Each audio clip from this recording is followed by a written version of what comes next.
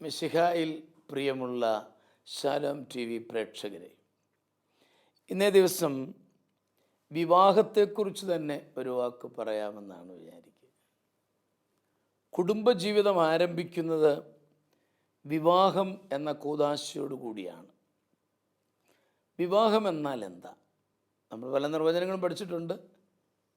ഞാൻ പറയാണ്, സ്വന്തം ജീവിതത്തിൽ ദൈവസ്നേഹം ആവോളം ആസ്വദിച്ചറിഞ്ഞ്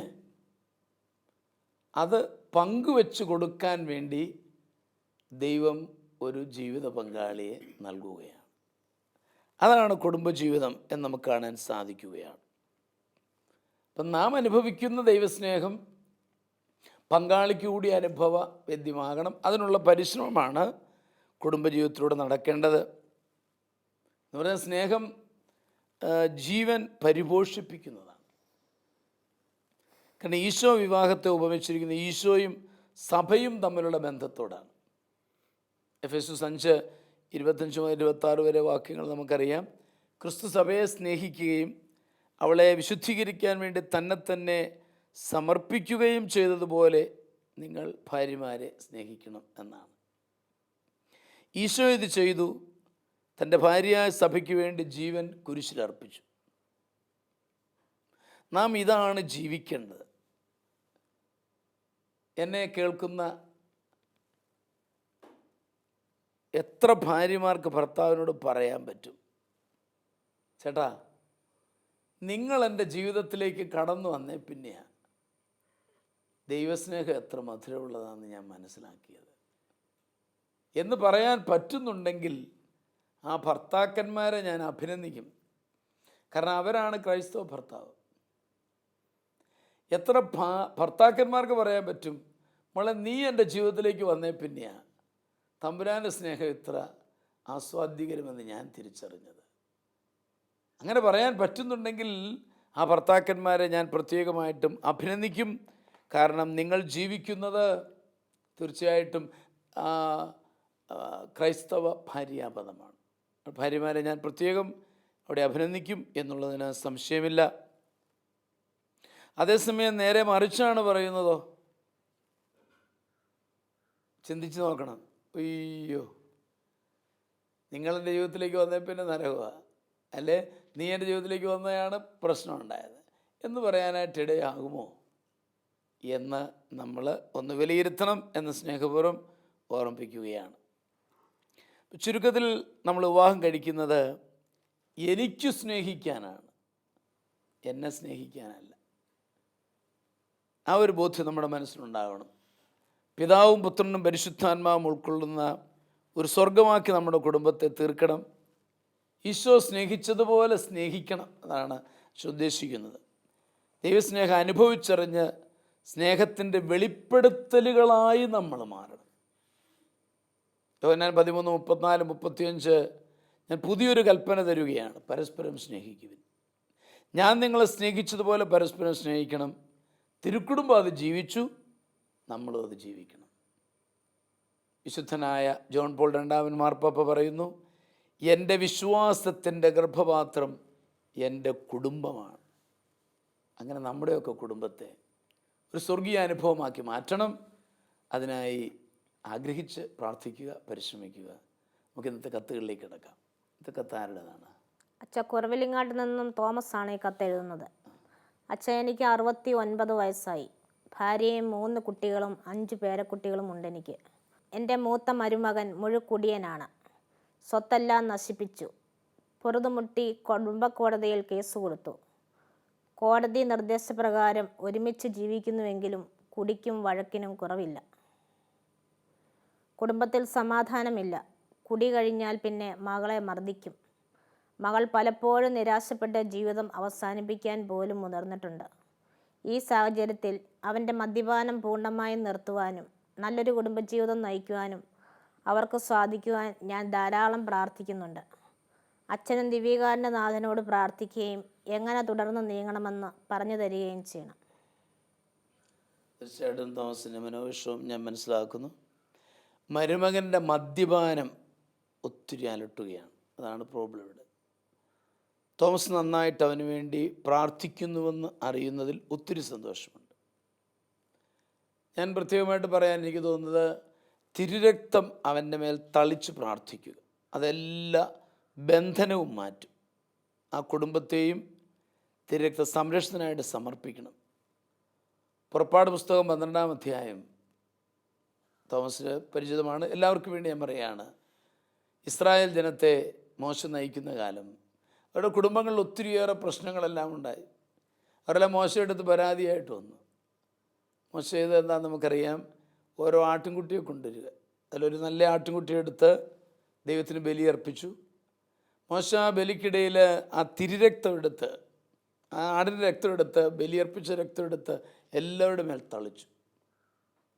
അതിനുശേഷം അവരോട് പറഞ്ഞത്, വീട്ടിൽ കൊണ്ടുപോയി ഹിസോപ്പ് തണ്ട് മുക്കി ഇത് തളിക്കണമെന്ന് പറഞ്ഞു. അവർ ചെയ്തു. കുടുംബങ്ങൾ രക്ഷപ്രാപിച്ചു, പ്രശ്നങ്ങൾ തീർന്നു. പഴയ നിയമ ബലിയാണ് അച്ഛൻ പറഞ്ഞത്. ഇന്ന് നമ്മൾ ഭാഗ്യമുള്ളവരാണ്. പുതിയ നിയമ ബലിയിൽ ദൈവം തന്നെ, ദൈവപുത്രൻ സ്വന്തം രക്തം ഊറ്റിക്കൊടുത്ത് നമ്മളെ വിലയ്ക്ക് വാങ്ങിച്ചു. അതേ തിരുരക്തമാണ് ഇന്ന് വിശുദ്ധ കുർബാനയിൽ അർപ്പിക്കപ്പെടുന്നത്.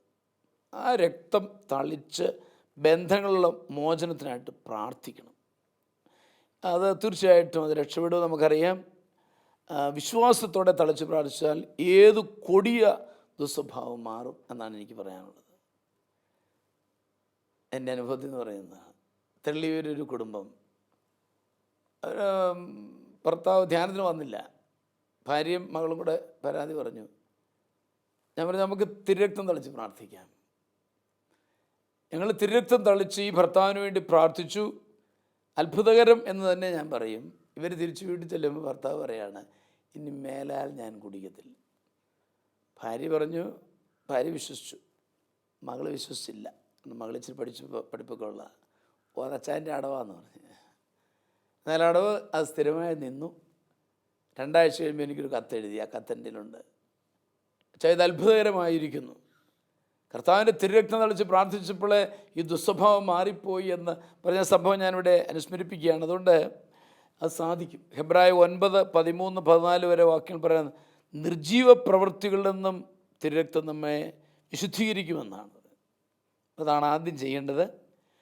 പിന്നെ ഒരു മാരേജ് കൗൺസിലിങ്ങിന് തീർച്ചയായിട്ടും നല്ലതാണ്. അവരെ അതിനുവേണ്ടി ഒന്ന് പ്രേരിപ്പിക്കുക. കോടതിയിലൊക്കെ കയറിയതിനാൽ വരുമോ എന്നറിയില്ല. കോടതിയിലൊക്കെ കേസ് കിടക്കുന്നതുകൊണ്ട് എനിക്കത് സംശയമുണ്ട്. ചിലപ്പം അതിന് മനസ്സ് കാണുകയില്ല. എന്തായാലും പരിശ്രമിക്കുക. ദൈവം എല്ലാം ശരിയാക്കുമെന്ന് വിശ്വസിക്കുക. ഞങ്ങൾ തീർച്ചയായിട്ടും പ്രാർത്ഥിക്കാം. എനിക്കതാണ് പറയാനുള്ളത്. ഇനി എന്ത് പറയുന്നു? പൂർണ്ണ മദ്യപാനിയായ ഒരു മകനെയാണ് നമ്മൾ ഈ കത്തിൽ കാണുന്നത്. മദ്യപാനത്തിൻ്റെ അടിമത്തത്തിൽ നിന്നും എല്ലാ തിന്മകളിൽ പെട്ട് ദൂർത്തനായി ജീവിക്കുന്നു. സ്വത്ത് നശിപ്പിച്ചു, ഭാര്യയെ ഉപദ്രവിക്കുന്നു. അങ്ങനെ എല്ലാ രീതിയിലും ഒരു അന്ധതയായി, ജീവിതത്തിൽ ഒരു അന്ധമായ അവസ്ഥയിൽ ജീവിക്കുന്ന ഒരു മകനാണ്. മദ്യപാനത്തിൽ നിന്നാണ് എല്ലാ തിന്മയുടെയും ആരംഭം നാം കാണുന്നുണ്ട്. മദ്യപാനം എല്ലാ തിന്മകളുടെയും പെറ്റമ്മയും പോറ്റമ്മയാണെന്ന് നാം വായിക്കുന്നുണ്ട്. അപ്പോൾ ഈ മദ്യപാനത്തിൽ നിന്ന് രക്ഷപ്പെടാനായിട്ട് ഈ മകനെ നമുക്ക് സമർപ്പിച്ച് പ്രാർത്ഥിക്കാം. ഈ പ്രാർത്ഥനയോടെ അല്ലാതെ നമുക്ക് ഈ മകനെ വീണ്ടെടുക്കാൻ പറ്റുകയില്ല. അപ്പോൾ ഈ പിതാവിൻ്റെ പ്രാർത്ഥന ഒരിക്കലും നിഷ്ഫലമാകുകയില്ല. മത്തായി 7:7 പഠിച്ചു, ചോദിക്കുവാൻ നിങ്ങൾക്ക് ലഭിക്കും, അന്വേഷിക്കാൻ നിങ്ങൾ കണ്ടെത്തും, മുട്ടുവാൻ നിങ്ങൾക്ക് തുറന്നു കിട്ടും. നമുക്ക് ആ തമ്പുരാൻ്റെ വാതിൽ മുട്ടിൽ പ്രാർത്ഥനയുടെ ആ മുട്ടിപ്പായിട്ട് നമുക്ക് നിൽക്കാം. ആ പ്രാർത്ഥനയുടെ ബലത്തിൽ നമുക്ക് ഈ മകനെ വീണ്ടെടുക്കാനായിട്ട് സാധിക്കുമെന്ന് തന്നെയാണ് എൻ്റെ വിശ്വാസം. മിനിയുടെ അഭിപ്രായത്തിൽ പ്രാർത്ഥനയിലൂടെ നേടുക, കാരണം ഇതൊരു വലിയ ബന്ധനമാണ്. അതിൽ നിന്ന് മോചിപ്പിക്കാൻ ദൈവത്തിന് മാത്രമേ സാധിക്കുകയുള്ളൂ. മാത്രമല്ല, അച്ചായൻ്റെ പ്രാർത്ഥന വളരെ ശക്തമാണ്. കണ്ണീരോടെയുള്ള പ്രാർത്ഥന അത് ഫലദായകമാകും. അതുകൊണ്ട് നിരാശപ്പെടാതെ പ്രാർത്ഥനയിൽ തുടരണം എന്നാണ് മിനിയുടെ അഭിപ്രായം. ജെയിംസ് എന്ന് പറയുന്നു, ഇവിടെ പ്രാർത്ഥിച്ച് മനസ്സുമടുത്ത ഒരു പിതാവാണ്. അതെ അതെ. പക്ഷെ പ്രാർത്ഥിക്കുമ്പോൾ മനസ്സ് മടുക്കരുതെന്ന് കർത്താവ് നമ്മളെ ഓർമ്മിപ്പിക്കുന്നുണ്ട്. തീർച്ചയായിട്ടും പ്രാർത്ഥനയ്ക്ക് ഫലമുണ്ട്. മകള് പല പ്രാവശ്യം സൂയിസൈഡ് അറ്റംപ്റ്റ് നടത്തിയപ്പോൾ തീർച്ചയായിട്ടും പിതാവിൻ്റെ മനസ്സ് കലങ്ങിപ്പോവും. ദൈവം പ്രാർത്ഥന കേൾക്കുന്നില്ലേ, ദൈവത്തിനും കാണുന്നില്ലേ അങ്ങനെ ഒരു ചിന്തയിലേക്ക് സ്വാഭാവികമായിട്ട് ആരാണെങ്കിലും പോകും. നമ്മുടെ മനസ്സിൻ്റെ ബലം കുറഞ്ഞു പോകും പ്രാർത്ഥിക്കാൻ. പക്ഷേ നമുക്കിപ്പോൾ ഈ മകനെ കോടതിയിൽ കേസുകളുണ്ട്, പല വിധത്തിലുള്ള വ്യക്തികളുമായിട്ടുള്ള സംസാരങ്ങളൊക്കെ നടന്നു കാണുമല്ലോ. അപ്പോൾ ഇനിയൊരു ഉപദേശത്തിൻ്റെ വഴിയിലൂടെയൊന്നും വ്യക്തി മാനസാന്തരത്തിൻ്റെ അവസ്ഥയിലേക്ക് വരുമെന്ന് പ്രതീക്ഷിക്കേണ്ടതില്ല. ഇല്ല, പ്രതീക്ഷിക്കാൻ പറ്റും. അപ്പോൾ നമ്മൾ ലൂക്കാസ് സുവിശേഷത്തിലെ 15-ാം അധ്യായം വായിക്കുമ്പോൾ കാണുന്നുണ്ട്, തൻ്റെ സ്വത്തുക്കളെല്ലാമായിട്ട് ദൂരദേശത്തേക്ക് അലഞ്ഞു പോയ മകൻ. ആ മകൻ തിരികെ വന്നപ്പോൾ അകലെ വെച്ച് തന്നെ പിതാവ് അവനെ കണ്ടു എന്ന് പറയുന്നത്. അതായത് എന്തുകൊണ്ടാണ് അകലെ വെച്ച് പിതാവ് കാണുന്നത്? ദൂരെ എത്രയോ ആൾക്കാർ അവിടെ ഉണ്ടായിരുന്നു, സേവകരുണ്ടായിരുന്നു, വീട്ടിലെ മറ്റു ആൾക്കാരൊക്കെ ഉണ്ട്. പക്ഷേ പിതാവ് എന്തുവാണ് അകലെ വെച്ച് തന്നെ കാണും. കാരണം പിതാവ് ഈ മകൻ വരുമെന്ന് പ്രതീക്ഷിച്ച് അകലേക്ക് നോക്കി തന്നെ നിൽക്കുകയായിരുന്നു. ഈ അകലക്കണ്ണോടുകൂടി പ്രാർത്ഥിക്കട്ടെ. തീർച്ചയായിട്ടും കർത്താവ് മകൻ്റെ ജീവിതത്തിൽ ഇടപെടും. തീർച്ചയായിട്ടും ഈ ഒരു അത്ഭുതം കാണുവാനായിട്ട് സാധിക്കുമെന്നുള്ളതാണ് എൻ്റെ അഭിപ്രായം. ശരി. ജെയിംസിൻ്റെ അഭിപ്രായത്തിൽ അല്പം വ്യത്യസ്തമായിട്ടാണ് പറയുന്നത്. അതായത് നല്ലൊരു ഇൻസൈറ്റാണ്. അതായത് പിതാവ് വളരെയേറെ ആളുകളിൽ നിന്നും ഈ മകനെ തിരിച്ചറിഞ്ഞു. ദൂർത്തപുത്രൻ്റെ ഉപമയാണ് സൂചിതമായിരിക്കുന്നത്. അപ്പോൾ അവിടെ തിരിച്ചറിയാനുള്ള കാരണമായിട്ട് ജെയിംസ് പറയുന്നത് വളരെയേറെ അകലക്കണ്ണോടുകൂടി ഇങ്ങനെ സൂക്ഷിച്ചിരുന്നത് കൊണ്ടാണ്. അങ്ങനെയുള്ള ഒരു കരുതലോടെ ഈ പ്രത്യേകിച്ചും നമ്മളോട് ഈ ബുദ്ധിമുട്ട് അറിയിച്ചിരിക്കുന്ന തോമസ് ആ ഒരു അകലക്കണ്ണോടുകൂടി പ്രാർത്ഥനയിൽ പ്രതീക്ഷയോടെ മുന്നോട്ട് പോകണം. അങ്ങനെ പിതാവായ ദൈവം അകലക്കണ്ണോടെ നമ്മളെ കാത്തിരിക്കുന്ന ദൈവം നമുക്ക് ഫലം തന്ന് നമ്മളെ സ്വന്തമാക്കും, രക്ഷിക്കും എന്നുള്ള ചിന്തയാണ് ഇവിടെ ജെയിംസ് പങ്കുവച്ചത്. തീർച്ചയായിട്ടും തോമസ് നിരാശമാകാതെ പ്രാർത്ഥിക്കുക. നമുക്ക് അടുത്ത കത്തിലേക്ക് കിടക്കല്ലേ. അച്ഛാ, ബാംഗ്ലൂരിൽ നിന്ന് സൂസി എഴുതുന്നു. ഞങ്ങളുടെ വിവാഹം കഴിഞ്ഞിട്ട് 13 കൊല്ലമായി. 1 വർഷമായപ്പോഴേ അയാൾ വഴക്കിടാൻ തുടങ്ങി. 2 മക്കളുണ്ട്. മൂത്തവൾക്ക് 12 വയസ്സും ഇളയവൾക്ക് 9 വയസ്സും. അച്ഛാ, ഞാനൊരു ഡാൻസ്കാരിയായിരുന്നു. അദ്ദേഹം എന്നെ വിവാഹം കഴിച്ചത് വിദേശത്ത് പോകുവാനുള്ള ഒരു ഉപാധിയായിട്ടാണ്. എനിക്കാണെങ്കിൽ വിദേശത്ത് പോകുന്ന കാര്യത്തിൽ താല്പര്യവുമില്ല. അദ്ദേഹം ജോലിക്ക് വേണ്ടി ഇപ്പോൾ ജോർദാനിൽ പോയിരിക്കുകയാണ്. അദ്ദേഹം പറയുന്നത് ഡാൻസുകാർ എല്ലാം അഴിഞ്ഞാട്ടിക്കാരികളാണെന്നാണ്. അദ്ദേഹത്തിന് വിവാഹത്തെക്കുറിച്ചുള്ള ആശയം തെറ്റാണെന്നെനിക്ക് മനസ്സിലായി. വിവാഹം ഒരു ലീഗൽ പ്രോസിക്യൂഷൻ മാത്രമാണെന്നാണ് അദ്ദേഹം പറയുന്നത്. വല്ലപ്പോഴുമേ വീട്ടിൽ വരൂ. ഞാൻ ഫോൺ വിളിച്ചാൽ എടുക്കുകയില്ല. ഈ 2 കുട്ടികളും അദ്ദേഹത്തിൻ്റെതല്ല എന്ന് പറഞ്ഞ് ഭയങ്കര സംശയമാണ്. ധ്യാനത്തിന് കൂടുവാൻ പറഞ്ഞിട്ട് എന്ത് ചെയ്താൽ വരില്ല. ഈ സാഹചര്യത്തിൽ ഞാൻ എങ്ങനെ നീങ്ങണമെന്ന് അച്ഛൻ പറഞ്ഞു തരാമോ? നിങ്ങൾ ഞങ്ങളുടെ കുടുംബത്തിന് വേണ്ടി പ്രാർത്ഥിക്കണം. തീർച്ചയായിട്ടും സുസിയുടെ ബുദ്ധിമുട്ടുകൾ മനസ്സിലാക്കുന്നു. വിദേശത്ത് പോകാനുള്ള ഉപാധിയായി വിവാഹം കഴിച്ചത് തന്നെ തെറ്റാണ്. എന്നെ കേൾക്കുന്നവരോട് ഒരു വാക്കാണ് ഞാനോട് പറയുക. ശരിയായ ലക്ഷ്യത്തോടെ അല്ലാതെ വിദേശത്ത് പോകണം, ശമ്പളം കിട്ടും എന്ന ലക്ഷ്യത്തോടെ വിവാഹം കഴിക്കുന്നത് തികച്ചും തെറ്റാണ്. അതൊരിക്കലും ശരിയല്ല. പിന്നെ കലാകാരികളെപ്പറ്റി ചിലർ അങ്ങനെ തെറ്റായി ചിന്തിക്കാറുണ്ട്. അതൊരിക്കലും ശരിയാകണമെന്നില്ല. തെറ്റുകാർ എല്ലായിടത്തും ഉണ്ട്. ഏത് ഫീൽഡിലും തെറ്റുകാരുണ്ട്, തെറ്റില്ലാത്തവരുമുണ്ട്. അതുകൊണ്ട് വിവാഹം അങ്ങനെയുള്ള ചിന്തകൾ ഒഴിവാക്കണം എന്ന് ഞാൻ സ്നേഹപൂർവ്വം ഓർമ്മിപ്പിക്കുകയാണ്. വിവാഹം ലീഗൽ പ്രോസ്റ്റിറ്റ്യൂഷൻ ആണെന്ന് പറഞ്ഞത് എത്രയോ തെറ്റാണ്. അടിസ്ഥാന മൂല്യം പോലുമില്ലാത്ത ചിന്തയാണത്. വിവാഹത്തെപ്പറ്റി വളരെ നികൃഷ്ടമായൊരു ചിന്തയാണത് എന്ന് യാതൊരു സംശയമില്ലാത്ത കാര്യമാണ്. തീർച്ചയായിട്ടും എനിക്ക് സുസിയുടെ ഭർത്താവ് ഇത് കേൾക്കുന്നുണ്ട് എന്ന ചിന്തയൊന്നുമില്ല. എങ്കിലും ഞാൻ പൊതുവായിട്ട് എല്ലാവർക്കും വേണ്ടി, ശ്രോതാക്കൾക്ക് വേണ്ടി പറയുന്നത് മാത്രമേ ഉള്ളൂ. ഗൗരവമായിട്ടുള്ള ഒരു തെറ്റ് തന്നെയാണ്. ദൈവത്തിൻ്റെ സൃഷ്ടികർമ്മത്തിൽ പങ്കാളിയാകുവാൻ ദമ്പതികൾ വിളിക്കപ്പെടുകയാണ്. അവരുടെ സ്നേഹജീവിതം വഴി ദൈവപ്രസാദം അവരിലും അവരുടെ കുടുംബത്തിലും നിറയാനാണ്. അതാണ് ചെയ്യുന്നത്. അതാണ് കുടുംബജീവിതം. ഉൽപ്പത്തി പുസ്തകം 2:18 നാം കാണുകയാണ്, മനുഷ്യൻ ഏകനായിരിക്കുന്ന നന്നല്ല, അവന് ചേർന്ന ഇണയെ ഞാൻ നൽകും. ഇങ്ങനെ ദൈവം തുടങ്ങിവെച്ച വിവാഹ ജീവിതം കൂദാശയായി മാറിയത് കാൽവരി മലയിലെ ബലിയോടൊപ്പമാണ്. അവിടെ ഭർത്താവായ ഈശോ ഭാര്യയായ സഭയ്ക്ക് വേണ്ടി സ്വയം സമർപ്പിച്ചു. ഭാര്യ ഭർത്താവായ ഈശോയിലേതാകണം. ഇത് നന്നായിട്ട് എഫെസ്യസ് 5 വിശുദ്ധ പൗലോസ് വിവരിച്ചിട്ടുണ്ട്. ഇതാണ് ഇന്ന് സഭയുടെ വിവാഹത്തെ പറ്റിയുള്ള തിയോളജി, ദൈവശാസ്ത്രം. അതുകൊണ്ട് വാസ്തവത്തിൽ തെറ്റായ ഇങ്ങനെയുള്ള ചിന്തകൾ വളരെ കുറച്ച് പേരൊക്കെ ഉള്ളൂ ഇങ്ങനെ പുലർത്തുന്നത് വളരെ ഹീനമാണ് എന്ന് പറയാൻ ഞാൻ ആഗ്രഹിക്കുകയാണ്. 2 കുട്ടികളും അദ്ദേഹത്തിൻ്റേതല്ല എന്ന് പറഞ്ഞ് സംശയിക്കുന്നത് കേട്ടിട്ട് എനിക്ക് തോന്നുന്നത് ഒരു റിഫ്ലക്ഷനാണെന്ന് തോന്നുന്നു. കാരണം എനിക്ക് കുഴപ്പമുണ്ട്, കുഴപ്പമുണ്ട്. അതല്ലെങ്കിൽ വിവാഹം ലീഗൽ പ്രോസ്റ്റിറ്റ്യൂഷൻ ആണെന്നൊന്നും പറയത്തില്ല. പ്രോസ്റ്റിറ്റ്യൂഷൻ ഓക്കെയാണ്, ഇത് ലീഗലാക്കിയിരിക്കുന്നു എന്നുള്ള മട്ടിലാണ്. അതുകൊണ്ട് അതൊരു റിഫ്ലക്ഷൻ ആകാൻ സാധ്യതയുണ്ട്. ഇനിയും ദമ്പതികളെ ഈ ദുസ്വഭാവം പങ്കാളിക്കുണ്ടെന്നുള്ള ചിന്ത അതിനകത്ത് പുറകിലുണ്ട്. ഇവിടെ സൂസി ചെയ്യേണ്ടത്, ഞാൻ പൊതുവായിട്ട് പറഞ്ഞതേ ഉള്ളൂ, സൂസിയോട് എനിക്ക് പറയാനുള്ളത്, ഭർത്താവ് ഇനി നാട്ടിൽ വരുമ്പോൾ ഒരു മാരേജ് കൗൺസിലിങ്ങിന് കൊണ്ടുപോവുക. അതിൻ്റെ ആവശ്യമില്ലെന്ന് പറഞ്ഞേക്കാം, എന്നാൽ സൂസിയുടെ ആവശ്യമാണെന്ന് പറഞ്ഞ് അതിലേക്ക് നയിക്കും. ജോർദാനിൽ തിരിച്ചു വരുമല്ലോ. ഇത് വാസ്തവത്തിൽ അതോടൊപ്പം തന്നെ ഇതിനെല്ലാം ഒരുക്കമായിട്ടും ഇങ്ങനെ അദ്ദേഹം വരുന്നതിന് മുൻപായിട്ട് തന്നെ ഇന്നു മുതൽ ഭർത്താവിനെ സമർപ്പിച്ച് സൂസി പ്രാർത്ഥിക്കണം. എന്നാലേ അത് നടക്കുള്ളൂ, ഞാൻ ഈ പറയുന്ന പദ്ധതി നടക്കത്തുള്ളൂ. ഈശോയുടെ തിരുരക്തം തളിച്ച് പ്രാർത്ഥിച്ച് ഒരുങ്ങുക. എഫേസൂസ് 2:13 പറയുന്നുണ്ട്, രക്തം നമ്മെ ദൈവത്തിലേക്ക് കൂടുതൽ സമീപസ്ഥമാക്കും. അപ്പോൾ ഈ മനുഷ്യന് കൂടുതൽ ദൈവവിചാരം വേണം, ദൈവത്തിൽ അടുപ്പിക്കണം. അതിനായിട്ട് രക്തം തളിച്ച് പ്രാർത്ഥിക്കുക. അപ്പോൾ അദ്ദേഹം ഇതിന് തയ്യാറാകും. വേണ്ടി വന്നാൽ ആ കൗൺസിലിങ്ങിന് ശേഷം ഒരു ധ്യാനത്തെപ്പറ്റി ചിന്തിക്കാം. പ്രതീക്ഷ എവിടെ അത് പ്രാർത്ഥിച്ചൊരുങ്ങുക.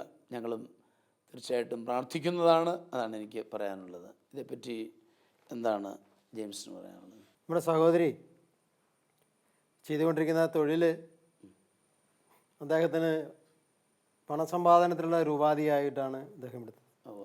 വിവാഹം ഒരു കൂദാശയാണ്. അതെ, കൂദാശ ആർക്കുള്ളതാണ്? സഭയിൽ ജ്ഞാനസ്നാനം സ്വീകരിച്ച വ്യക്തികൾക്കുള്ളതാണ് കൂദാശ. എങ്കിലേ അത് കൂദാശയാകുന്നുള്ളൂ. കത്തോലിക്ക സഭയുടെ മതബോധന ഗ്രന്ഥം പറയുന്നത് എങ്ങനെയാണ്? വിവാഹം എന്ന കൂദാശയെക്കുറിച്ച് പറയുന്നത് ജ്ഞാനസ്നാനം സ്വീകരിച്ച 2 വ്യക്തികൾ തമ്മിലുള്ള സാമൂഹികപരവും സ്വഭാവപരവുമായിട്ടുള്ള ബന്ധത്തെയാണ് കൂദാശയാക്കി സ്ഥാപിച്ചിരിക്കുന്നത്.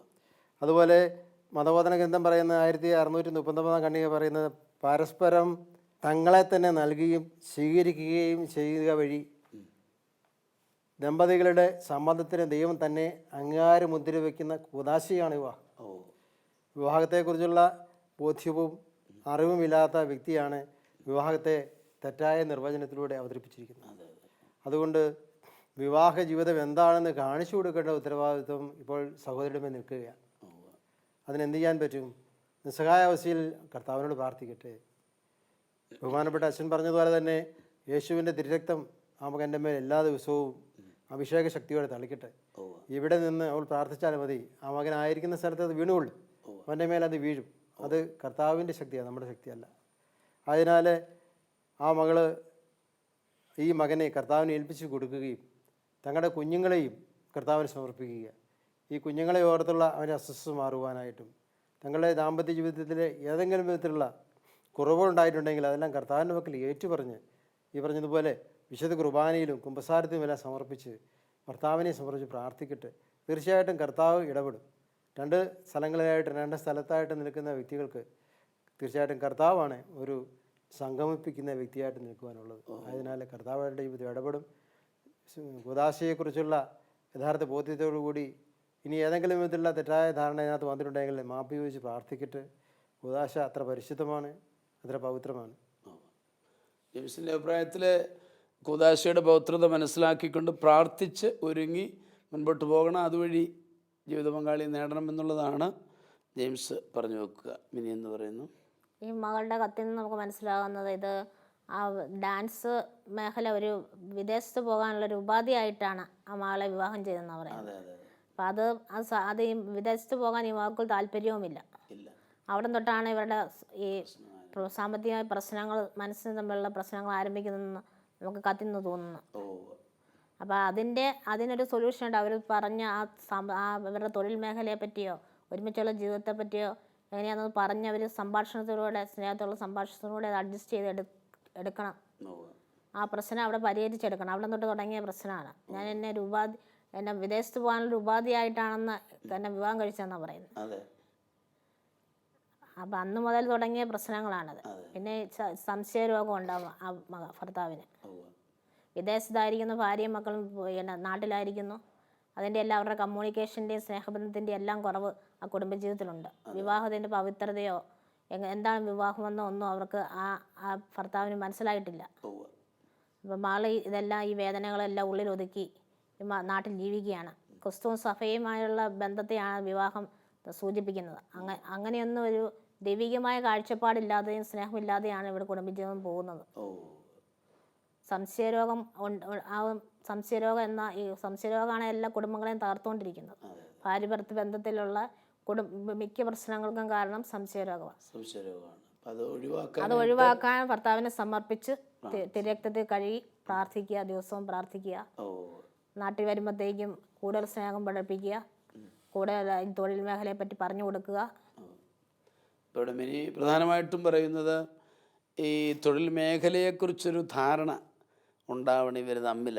അത് സെറ്റിൽഡ് ആകണം എന്നുള്ള, അത് സെറ്റിലാതെ കിടപ്പുണ്ടെന്നുള്ള ഒരു ചിന്ത മിനിയുടെ മനസ്സുണ്ട്. അപ്പോൾ അത് എനിക്കങ്ങനെ ആഗ്രഹമില്ല എന്നുള്ളത് ഭാര്യയും, അത് തെറ്റായിപ്പോയി എന്നുള്ളൊരു ബോധ്യം ഭർത്താവിനും ഉണ്ടായി. അത് ഒന്ന് സെറ്റിൽഡായാൽ കാര്യങ്ങൾക്ക് മെച്ചമുണ്ടാകും എന്നുള്ളതാണ്. അതോടൊപ്പം തന്നെ സൂസി പ്രാർത്ഥിക്കുക, നന്നായിട്ട് അതിലൂടെ എല്ലാത്തിനും ഒരു പരിഹാരം കണ്ടെത്താൻ സാധിക്കും. അച്ഛൻ സൂചിപ്പിച്ചതുപോലെ കൗൺസിലിംഗ് ധ്യാനവും അതിനുശേഷം സാധിക്കും എന്ന് തന്നെയാണ് ഞങ്ങൾ പ്രതീക്ഷിക്കുന്നത്. ഞങ്ങൾ തീർച്ചയായിട്ടും സൂസിയുടെ കുടുംബത്തിന് വേണ്ടി പ്രാർത്ഥിക്കാം എന്ന വാഗ്ദാനം ചെയ്യുകയാണ്. ഈ രണ്ട് കുടുംബങ്ങളെ ഈശോയ്ക്ക് സമർപ്പിക്കാം. നല്ലവനും സ്നേഹനിധിയുമായ പൊന്നുതമ്പുരാനെ, തോമസിൻ്റെയും സൂസിയുടെയും കുടുംബങ്ങളെ ഞങ്ങളിത് അങ്ങയുടെ മുമ്പാകെ സമർപ്പിക്കുകയാണ്. അങ്ങേ കൂടാതെ ഞങ്ങൾക്കൊന്നും ചെയ്യുവാനാവുകയില്ലല്ലോ. അങ്ങ് തന്നെ ഇടപെടണമേ കർത്താവേ. ആ കുടുംബങ്ങളിലേക്ക് കടന്നു ചെന്ന് ആ കുടുംബത്തിലെ പ്രശ്നങ്ങൾ പരിഹരിച്ചുകൊണ്ട് ആ കുടുംബങ്ങളെ സ്വർഗസമാനമായ കുടുംബങ്ങളാക്കി രൂപാന്തരപ്പെടുത്തണമേ.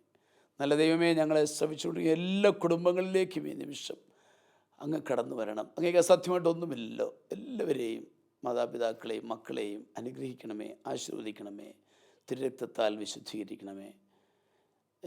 അവരുടെ കുടുംബങ്ങൾക്ക് അങ്ങയുടെ തിരുഹിതം നിറവേറ്റി മുന്നോട്ട് പോകാനുള്ള എല്ലാ കൃപാവരങ്ങളും നൽകി ശക്തിപ്പെടുത്തണമേ. പിതാവും പുത്രനും പരിശുദ്ധാത്മാവുമായ സർവേശ്വരായ എന്നേക്കും. ഈ പ്രോഗ്രാമിലേക്ക് കത്തുകളും അഭിപ്രായങ്ങളും അയക്കേണ്ട വിലാസം: to the producer, family counselling, Shalom television, Peruvannamuzhi PO, Kozhikode 673-528. Email info@shalomtelevision.com